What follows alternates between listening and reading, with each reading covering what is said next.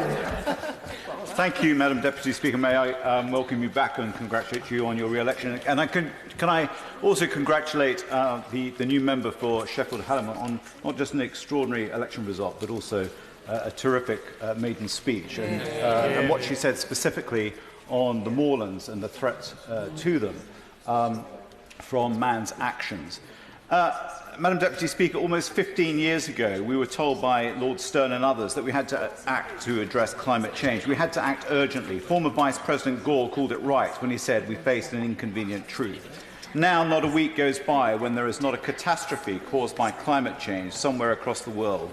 The floods in Yorkshire and Derbyshire, the floods too in Jakarta, Indonesia, or caused by Storm Idai in Mozambique. And most recently, we have seen the devastation of communities and ecological destruction caused by the fires in Australia, Alaska, and many other parts of the world. The underlying climate trends are even more alarming. Perhaps most concerning of all was the report this week published in the periodical of the Advances in Atmospheric Sciences by a team from Penn State University.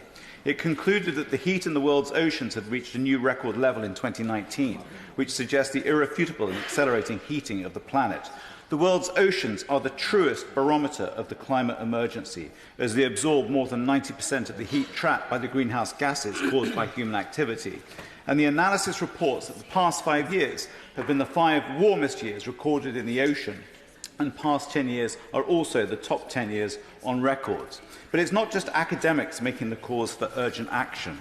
Back in September, the Governor of the Bank of England, Mark Carney, put it simply. He said, and I quote, "Firms that align their business models to the transition to a net zero world will be rewarded handsomely. Those that fail to adapt will cease to exist." So clearly, it is no longer business as usual. Just read what Larry Fink, the Chief Exec of BlackRock Fund Management, said in his letter to investors yesterday. Managing $7 trillion of assets, he said, climate risk must be placed at the heart of all investment decisions. I have to say this is encouraging, and I hope he can be trusted. I would simply ask that he and other fellow fund managers look at the leadership shown by the Rockefeller Foundation over 5 years ago, when they stated they would divest immediately from fossil fuel companies. But Parliament needs to do the same, and it needs to act and show leadership with its own pension fund. What is incontrovertible and irrefutable is still being challenged by the deniers. That is why policy is so vital, and that is why the world's first Climate Change Act, brought in, of course, by the Labour government in 2008, was so important. It provided a true vision of what could be, that we could address both the risk of climate change at the same time as recognising the huge economic opportunity that it presents. And that is why the report from the Independent Committee on Climate Change is so concerning. It states that the UK is off track to meet both its 4th carbon budget and its 5th carbon budget of 2028 to 2032. And alarmingly, more recent statistics shows that it's so off track by an ever-widening margin that the concern should be ever greater. So when we reflect on the past 15 years, the period of since the Stern report, we realise just how great the challenge is and what little time we have. As Craig Bennett, the Chief Executive of the Friends of the Earth, has warned, the aim of net zero greenhouse gas emissions by 2050 is, and I quote, too slow and to address the catastrophic climate change. Now, whilst I accept and commend so much that the government may be putting forward, I really am so worried that it lacks true ambition. The points it puts across about air quality and setting targets is to be commended. However, we need to invest in measuring those and enforcing to ensure that they are actually adhered to. But overall, the Queen's speech, the government shows, I would say, a lack of true ambition, whether it be on energy generation and infrastructure. We look at the opportunity presented by the Swansea tidal lagoon, where Britain could really lead in this technology, if only the government was to get behind it. And then, as we've heard from across the House, the opportunity of onshore wind farms, where so many countries have invested heavily, such as in France and Germany, but where we essentially have a virtual ban on it and the government would prefer to see fracking. Of course, we have seen huge investment in offshore wind farms, and that is to be commended. But where the the Labour Party was proposing in its manifesto to build 37 new offshore wind farms with 51% public ownership, there was a deafening silence from the other side. And in solar, of course, we have seen installations fall by 90% since 2015. But not just generation, we have to look at how we tackle consumption. And of course, with house building, there was this wonderful opportunity to build much better homes, standards such as passive house being introduced. And that is what would have happened had the Labour government been returned in 2010. Building high-density homes with low energy consumption, ensuring there was local transport to serve them, good public transport, provided through hydrogen or electrification that would meet these high-density communities that Labour was planning.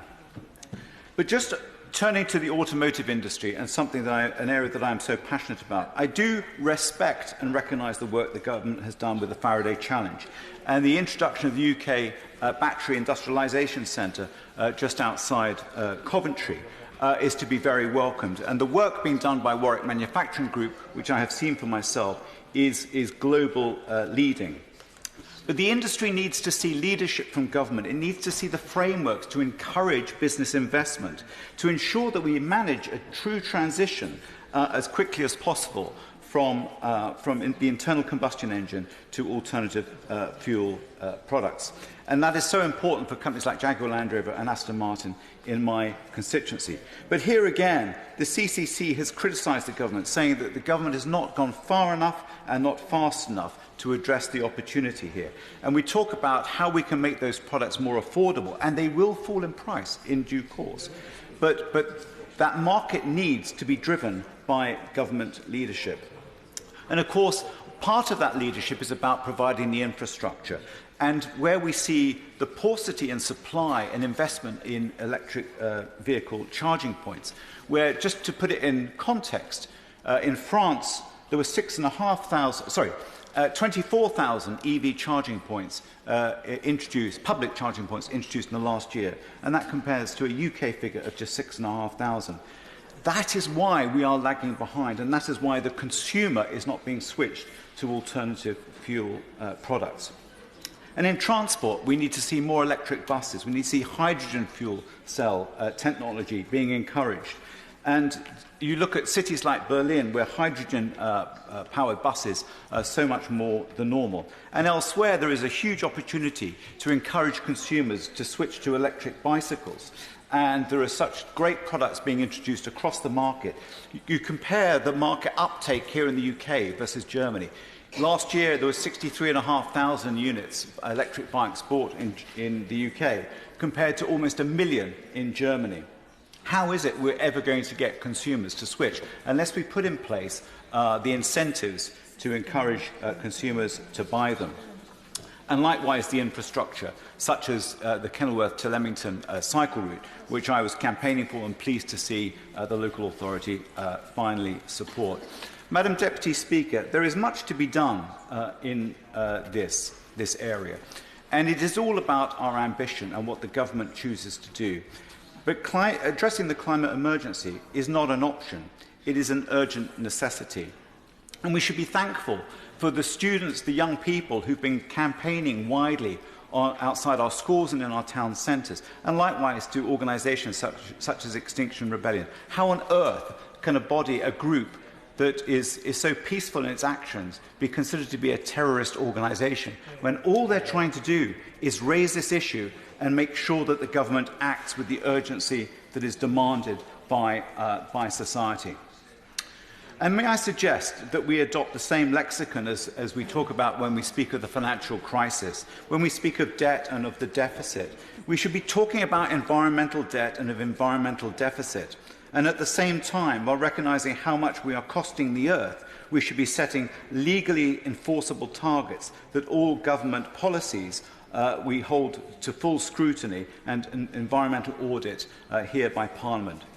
And finally, may I just say that it is crucial that we lead by example, whether it be the fleet of vehicles run by government or whether it be through our pension fund. We have to show that we are serious about addressing the climate emergency, and therefore I believe we must divest from fossil fuels in the Parliamentary Pension Fund. Thank you.